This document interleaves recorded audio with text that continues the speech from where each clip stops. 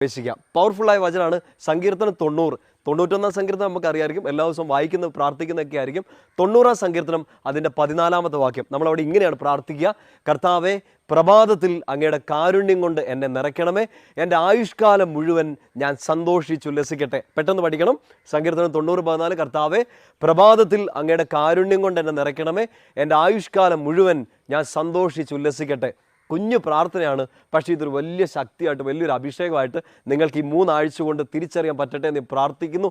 അതിനുള്ളൊരു കൃപ ലഭിക്കട്ടെ എന്നും കൂടെ പ്രാർത്ഥിക്കുന്നു. ഈ 90 സങ്കീർത്തനം ശരിക്കും സമയമെടുത്ത് നന്നായിട്ടൊന്ന് വായിച്ചോ. നല്ലൊരു സങ്കീർത്തനമാണ്, ഏതൊരു സങ്കീർത്തനം പോലെ. 90 സങ്കീർത്തനത്തിൻ്റെ അടുത്തൊരു വാക്യമുണ്ട്, 15 വാക്യത്തിൽ ഇങ്ങനെയാണ്: കർത്താവെ, ഞാൻ എത്ര കാലം ദുരിതം അനുഭവിച്ചോ, എത്ര കാലം ഞാൻ കഷ്ടപ്പെട്ടോ, എത്ര വർഷങ്ങൾ ഞാൻ സങ്കടപ്പെട്ടോ, അത്രയും വർഷങ്ങൾ സന്തോഷിക്കാൻ ഒരു അവസരം എനിക്ക് നൽകണമെന്ന്. ചിലപ്പോൾ നമ്മളിങ്ങനെ സങ്കടത്തിൽ പരാതി പറയാം: കർത്താവെ, കഴിഞ്ഞ 5 വർഷമായിട്ട് ഞാൻ കഷ്ടപ്പെടുകയാണ്, കഴിഞ്ഞ 10 വർഷമായിട്ട് ഞാൻ സ്ട്രഗിൾ ചെയ്യുകയാണ്,